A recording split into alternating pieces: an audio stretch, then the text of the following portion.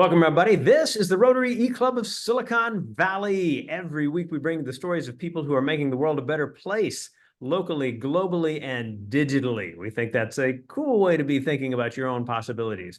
And as a Rotary Club, as a service organization, that thing of getting together with others who share an interest in improving communities, it's part of the energy that we enjoy so much, right? There are all these people, they bring together like their time, talent, and treasure to make life better for others.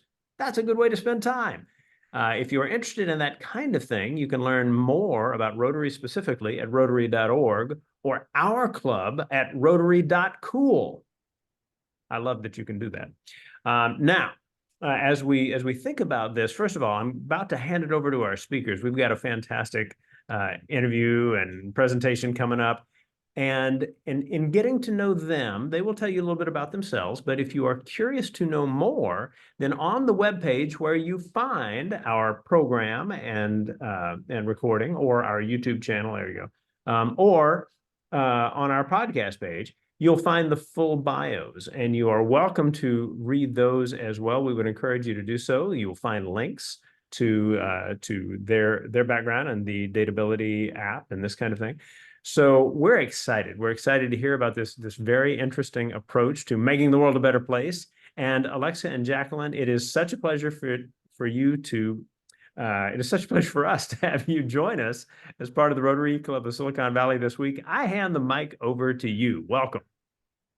Thank you. Yeah, thank you so much. And it's our pleasure. Do you want to start? Yeah.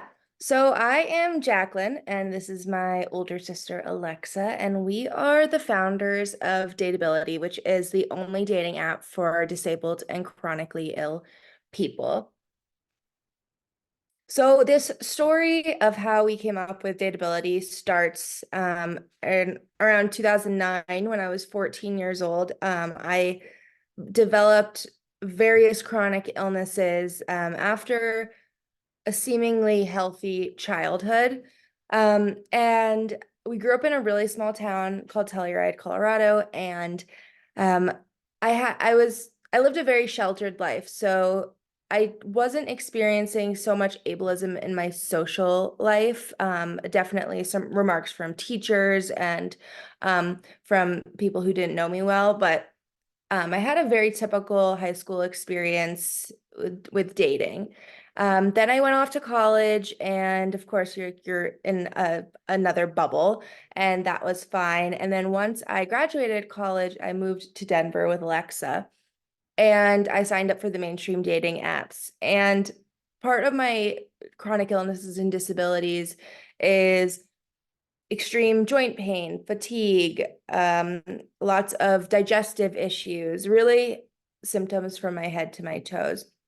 So it really does affect every part of my life. And it truly has shaped me into the person I am today. And I realized that the world did not see chronic illness as a strength or something that was attractive. And I received a lot of rejection, a lot of discrimination. For example, people would tell me not to have biological children because I could pass on my chronic illnesses, or they would tell their families about me, and then their families would give them a warning not to date me because I would be a burden. So that was really difficult. And obviously, after you're being told so many times that you are unworthy of a relationship because of this thing that you can't control, you start to believe it. And so my self-esteem was really affected by my dating experiences, and I became sort of a shell of myself. And I really tried to isolate myself as best as I could, and I did not have any confidence. And then back in 2021, and we're still on lockdown in this sort of level playing field, I felt like, with everyone. Everyone sort of got a glimpse into my world of isolation. I had to make the difficult decision with my medical team to get a feeding tube placed, and my feeding tube is placed in my abdomen, and I basically get most of my nutrition from there. And so I don't eat 3 meals a day. I don't eat as a typical person would. And when I do eat, I have major consequences with puking. And that freaked both of us out and how that would affect my social life. So I had reiterated to Alexa that I wish there was a place where I could meet people like me who wouldn't be freaked out about me having a chronic illness or having a feeding tube, and that they would just be a little more understanding. And Alexa suggested that we make this place ourselves, and that's exactly what we did. And so as I'm, I had my surgery on November 10th, 2021, and we are in the hospital room. I was there for a week, and we got our notebooks out, started drawing up what we wanted the app to look like. Neither of us had any experience with this. So we just went with our gut instincts and was like, oh, okay, I guess you have to design an app and then eventually find someone to build it, because neither of us are technical. And that's what we did. And then, so we launched on October 21st, 2022. And so we launched, like Jacqueline said, in October, a year and a half ago. And what we wanted to do with the app was bring in our favorite aspects of the other dating apps, which we had both been on before. And so, for example, the liking and matching with people in order to message with them mechanism, we liked that. Grindr has a user-driven algorithm, and we wanted to adopt that. We wanted our users to be able to choose for themselves who they wanted to match with, and not necessarily leave it up to AI to figure out who's most compatible, because in our experiences, those weren't working for us on the other apps. The other thing that we wanted to make just the issue of disclosure easier. We wanted to solve that problem. So when Jacqueline was dating, a lot of times she would struggle with, how do I tell someone I'm disabled? When do I tell them, and how will they respond? And the disclosure aspect really caused her a lot of anxiety. And we've heard that from so many people in this community, that the disclosure aspect is one of the hardest, just that anticipation. And so we created a Dateability Deets section, which is an extensive list of broad terms like wheelchair user, immunocompromised, food allergy, and that goes on the user's profile under their basic information. And it's a really neutral way of disclosing one's chronic illness or disability. It's really reduces the anxiety. You get to be able to tell other users, like, this is the situation, without getting into the nitty-gritty. And I think it really creates an basic level of understanding and respect without having to have that conversation that so many feel might be kind of intrusive or uncomfortable, at least in the very beginning. And so, for example, Jacqueline would have chronic pain and chronic fatigue on her Dateability Deets section. And so somebody looking at that who matches with her isn't going to go ask her to climb a 14er next weekend, because they know that that's not doable for her. And so she doesn't, they don't have to have that back and forth about what plans to do. They can make accommodations and figure out a plan that works for both of them together. And so it's seamless. We also have image descriptions on the photos, which a lot of the apps don't have. We have a profile verification function that really helps enhance safety. And really, we're trying to make the tech and the app itself accessible, in addition to our mission of making love accessible. Since launching, we have almost 20,000 users, several success stories. They're all over North America. Some have started out as long distance. Some happen to live in the same city as each other. And the disabilities are so diverse. So, disabled and chronically ill people make up the world's largest minority. And I think a lot of people forget that, or they think that disability only looks one way. And that's really not true. One of our success stories, they are both on the autism spectrum. Another success story, he has cerebral palsy, and his partner has a limb difference and psychiatric disabilities. Another success story has chronic illness. Another one was disabled in a bicycle crash, and her partner has Parkinson's. And so it's really, very diverse. There's a variety of disabilities, but the common theme among all these people is that they want love, and they're worthy of love. They want intimacy. And I think that's something that the rest of the world forgets and takes for granted. And I know, as someone who's not disabled, the world is so accessible to me. I can just, if I wanted to, go out to a brewery on a Saturday and meet all these people. And it's just not like that for a lot of people. And it wasn't like that for Jacqueline. And so while we set out to solve this problem that she was experiencing, really, we have undertaken a larger problem, and are seeking out to change the social experiences of the disabled community. And we're very excited. Yeah.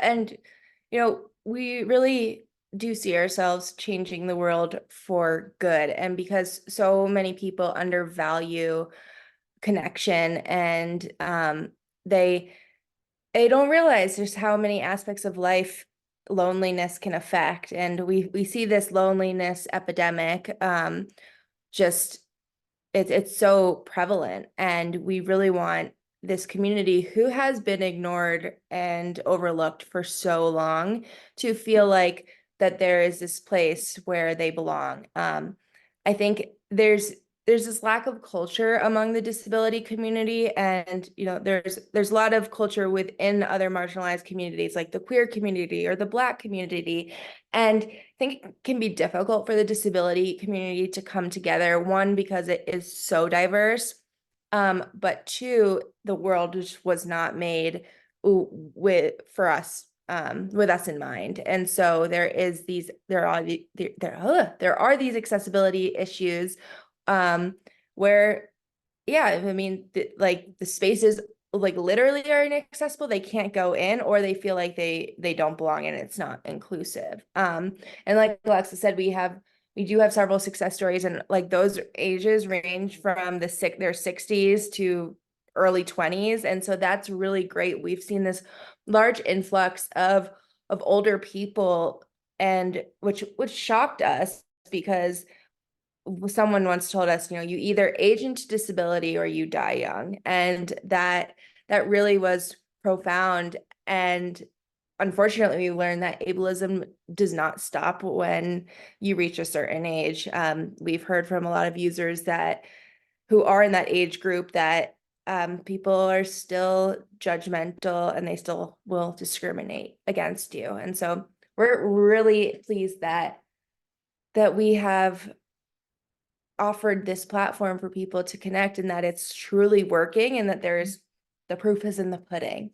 But another aspect of Dateability and the movement we are promoting is increasing the representation of disabled entrepreneurs. It can be really hard to be a disabled entrepreneur, but it's possible. And I never thought it could be. I always felt like, I do struggle with a lack of energy and fatigue, and just having so much unpredictability with my chronic illnesses. So I was like, oh, there's no way I could run a business like this. But I've realized that I can, and that I just have to adjust and adapt. And really talking about it is important for us, and having other people who are in the disability community realize that they can do it, but also having people outside of the community realize that disabled people are good employees,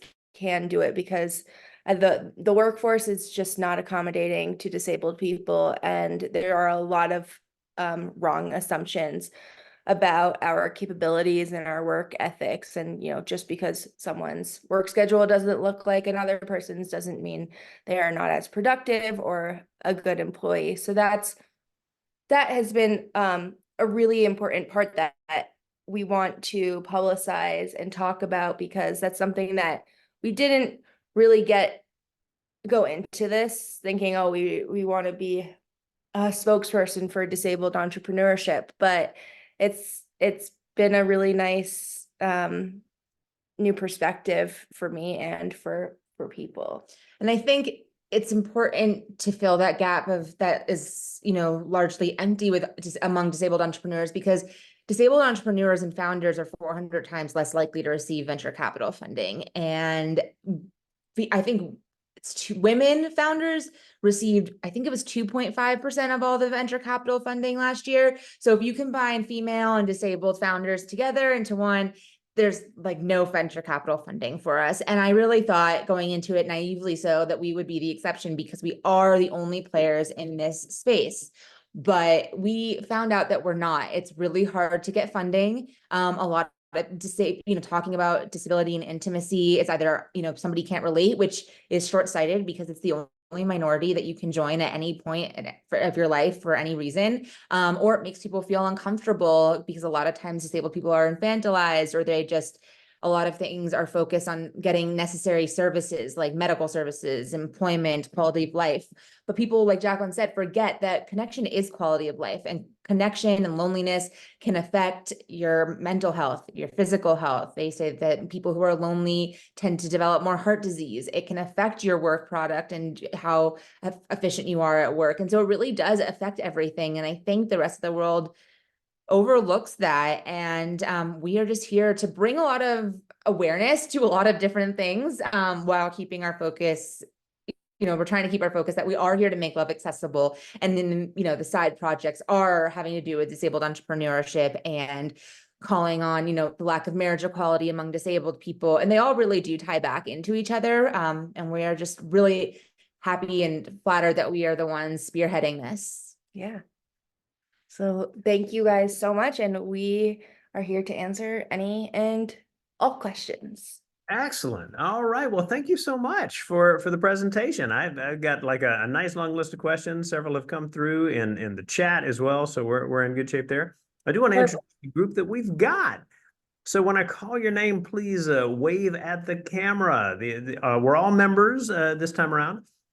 Joining us from Fremont is Lisa, and from Mountain View is Raj, from Houston is Rory, and from the east side of Italy is Cecilia, right? My name is Rushton. I am in San Mateo at the moment, but I'm based in San Jose.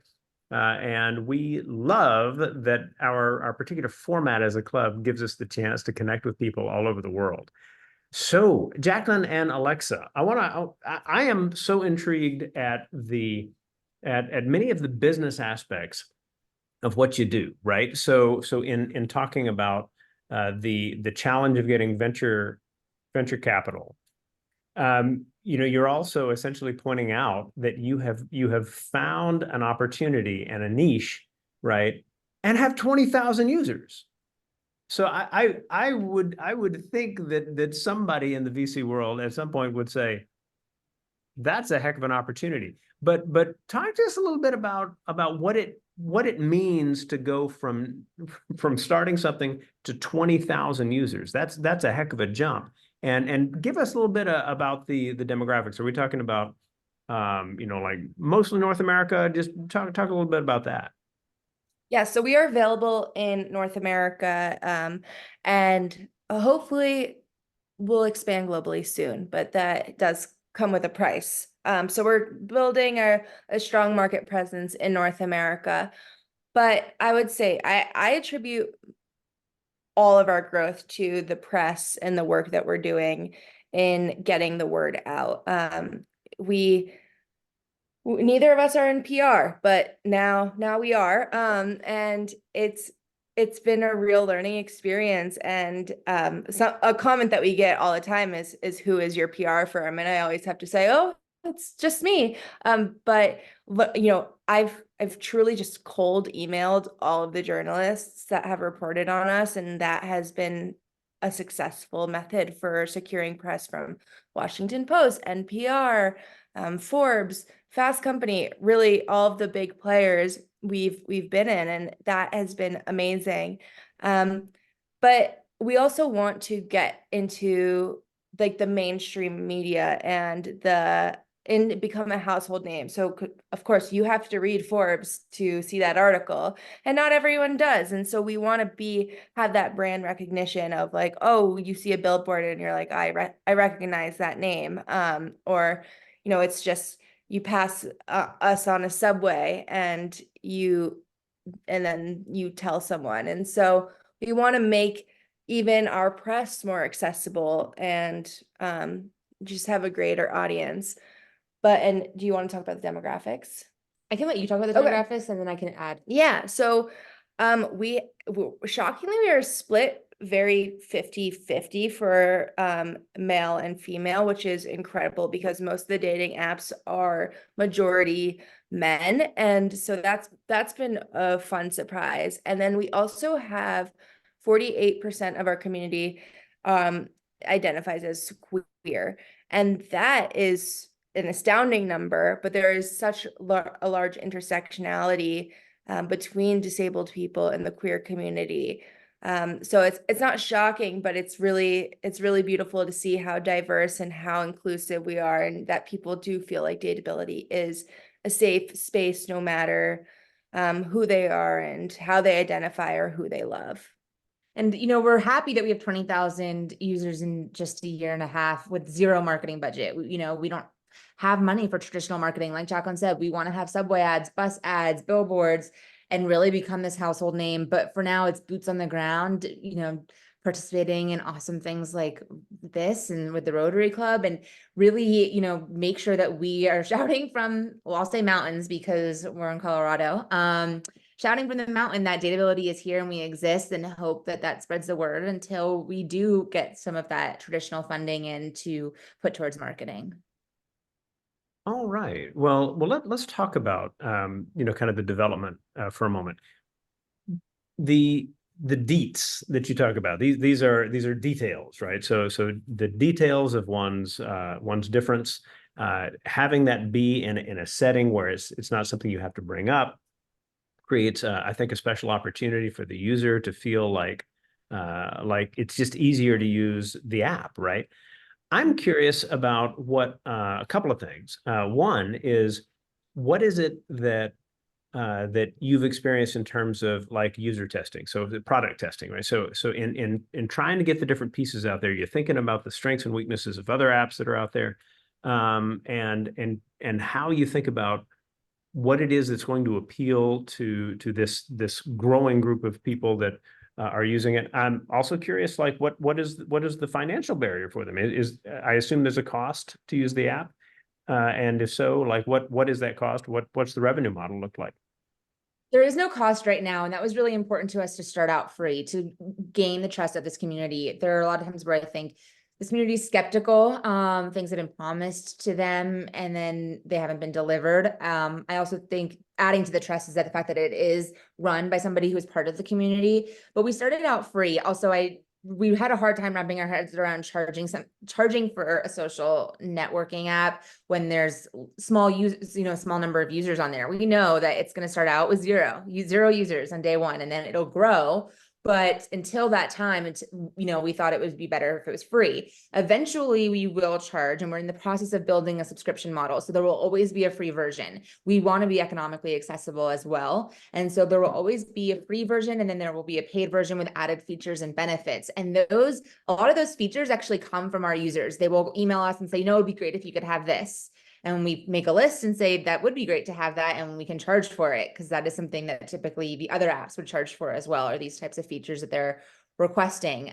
So we will have that business to consumer revenue model. We also, like Jacqueline said, there's a lack of culture and community, and we want to be that as well, and really kind of create this almost a marketplace and have this B2B aspect of the business, where we can have a link to Target's adaptive clothing line, for example. And that's not official. We have not spoken to them. So just in case anyone from Target's listening, don't worry. But something like that we have in mind, because we did participate. We hosted a fashion show in New York for New York Fashion Week with Runway of Dreams. The models were Dateability users and the clothing was provided by Target. And we thought, how cool to, make finding adaptive clothing easier in addition to friends. And, everyone wants to look and feel good when they go out on a date. So it all ties back together. Or L'Oreal with their accessible makeup applicator. So there's just a lot of different ideas we have for revenue, and that we will be implementing this year.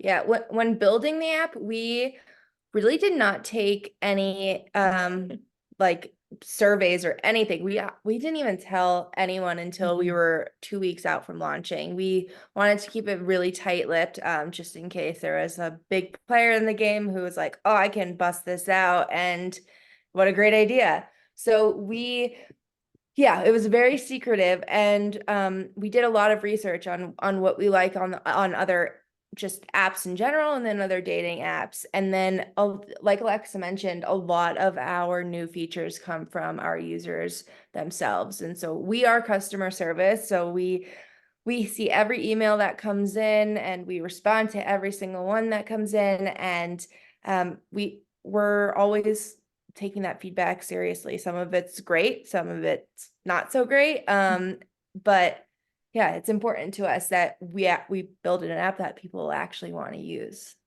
All right. Speaking of feedback and partners, Cecilia, you have a question that you can ask that I've seen in the chat. Go ahead and unmute and share that one. Yes, so my question is, one way to get visibility, I would think, is to try to become a buzzword, for lack of a better term, with the larger NGOs that are such as, disability advocate organizations. I'm sure you thought about that. There are no really original ideas out there, I don't think. But, just thinking about how you can grow your base, it would seem like really working with some of them would be a way to do that. Yeah, and that's definitely been something that we've worked on, especially since we don't have that budget, but it's like, oh, well, we partner with you and it's mutually beneficial. You get your mission and your word out, and so will we. And so that's been a really a great way for us to get our words out. And within specific communities, like we've partnered with the Arthritis Foundation. We're speaking at an immunodeficiency foundation conference in June. And so that is a great way for us to easily get our words out. And the feedback we get from all of these organizations is that dating is one of the most popular topics that people come in with questions.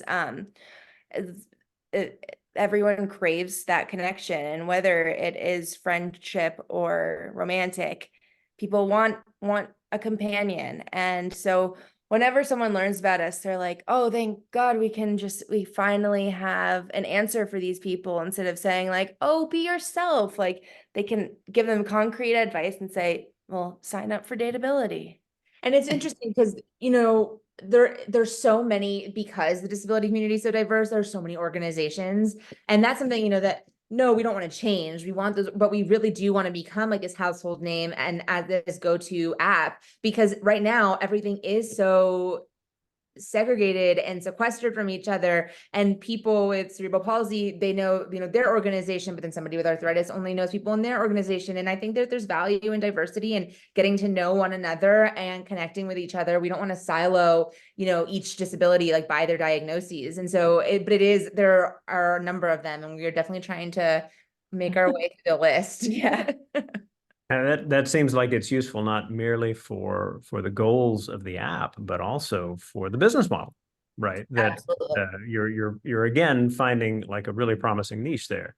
In terms of talking about sharing it, you talked about like, hey, tell them to sign up for the Dateability app. Raj asked a great question about whether there are other ways that we can share this with people that we know. So like we may have people close to us who are dealing with some difference. It might be that, there is some other angle for this. What are other ways you've encouraged people to share the work that you're doing?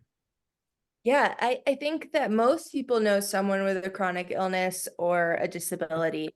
And something that we've been asked about is, how do I tell someone about Dateability without offending someone? And I think that is it's a natural feeling that you think you might be offending someone by, calling someone disabled. And that's something we really want to change. Disabled is not a bad word. It's not an offensive word, and it's not an insult. And chances are, if like the person knows that they're disabled, and that they won't be offended. I think that it's great to come from a place of like, it's not like there's something wrong with you and you need to go on this app because you can't find anyone else, but presenting the information of like, there are going to be so many people on here who understand you and have, similar perspectives. And that just might be easier. It's like if you were, a part of a certain religion and you want to date someone on that, and you just want an app so you don't have to weed through all these people.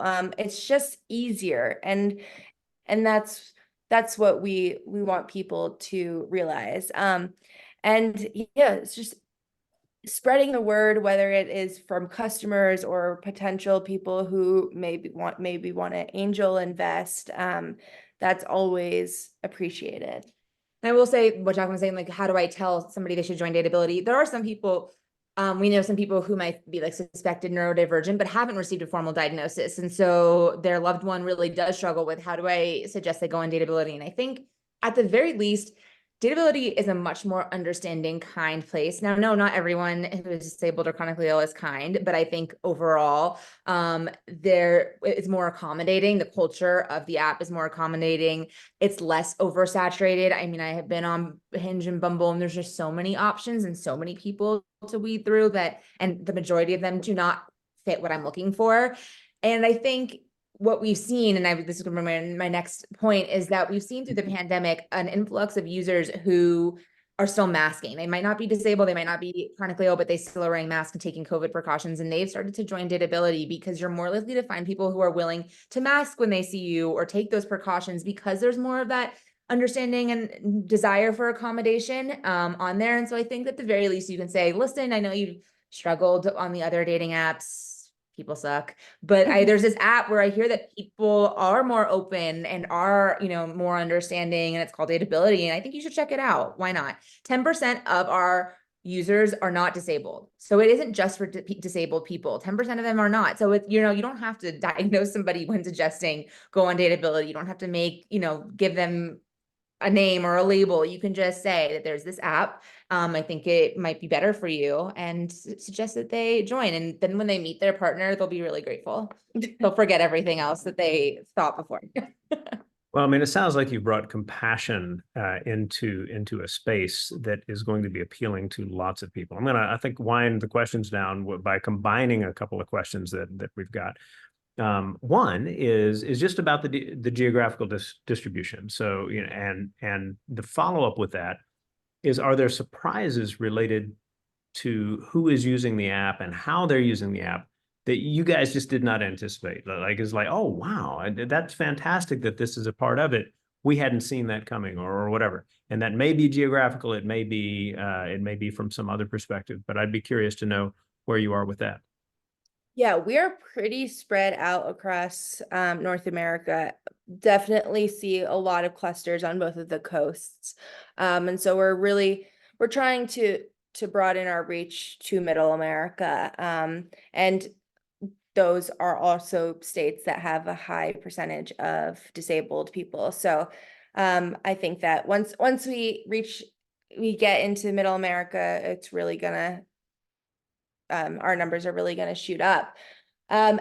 Surprises about that. I would say like the senior population on our app, that's something that surprised me. And some of our users, they've never used a dating app. So it can take a lot of teaching, and but our users who are seniors are typically like extremely nice, and I love that. Like, they are like, thank you for teaching me how to use this. And yeah, I'm excited for people who are older to have a chance at love and finally make those connections. And I think the nearly 50-50 split between men, those who identify as men and those who identify as women. I mean, on the other apps, it's 70-30, 70% men, 30% women. Even on Bumble, which was made by a woman, designed for women, it's just like that. And so I'm pleasantly surprised by that, because I figured we would follow in that trend of the other dating apps, and we haven't. So I'm also surprised at how vulnerable people can get, and in a good way. It's people write things on their profiles just saying like, you know what, I've always been searching. I've been searching for the one for years, and I just want to meet someone who will accept me for me and love me unconditionally. And I think that it's beautiful. A lot of times dating apps can come off as really superficial and surface level, but it seems like a lot of people are putting their hearts on their profiles. And I think that's a great way to catch potential matches. That makes sense. Actually, I will add one more question. For those who are watching this and who are essentially saying, oh my God, that is absolutely something that I have looked for, I have wanted, or that speaks to something in my life. What are the protections in place that allow a user to feel comfortable being on the app and to sharing in the vulnerable fashion that you described? That's a good question, because the internet is a scary place. Even Instagram, Facebook, anything that involves the internet is scary. And so it's not just the dating apps. Like I mentioned before, we have a profile verification feature. And so while that doesn't go into the person's character, it can't guarantee that that person is a good person. It does guarantee that the person in the pictures is the person you're talking to. All of those requests are reviewed by Jacqueline, so they are not approved by AI. You know, they are real.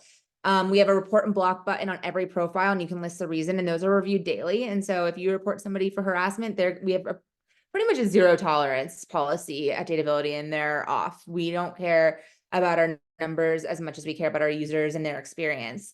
We also have a safety tutorial at onboarding and safety resources that are under the settings section of the app. We think that, you know, there's only so much that we can do, and educating our users is probably the best form of defense, and not to put the onus on the person, but unfortunately that's kind of the age we're living in now, is where we have to watch out for ourselves. And then lastly, we just implemented this feature before where anyone who's new who signs up, their profile, they can send likes and they can, you know, browse profiles, but that activity isn't sent to the other users until they're approved by us. And so we can make sure that they're not fraudulent, they're not spam, that they're real before sending out those likes. And so a lot of times we were getting the comments like, oh, I had a like and it disappeared. And it's like, well, that's because it was, you know, a spot account and we caught it, but we didn't catch it until after they sent out likes. And so we kind of solved that problem on both ends. It's safer, and the user experience for everyone else is better. Good deal. Well, I'll wind things down and then hand it back to you two for the final word. All of you who've taken your time to join us and learn about the cool things that are happening around the world to make communities better, to improve people's lives in the kind of innovative way that we see with Dateability, we thank you for your time. Let us know you were here. There's a little object on our SiliconValleyRotary.com page where you can tell us that. There's a discuss forum a little farther down the page where you can share your thoughts, and we would love for you to connect with us in that fashion. As we always like to do, we hand it back to our speakers for the final word. So Jacqueline and Alexa, what would you like people to have clearly in mind as they finish watching the video? Yeah, we would just love to encourage everyone to join the movement to making love accessible. We are available for free to download on Apple, Android, and available at dateabilityapp.com. We're also on all the social media platforms.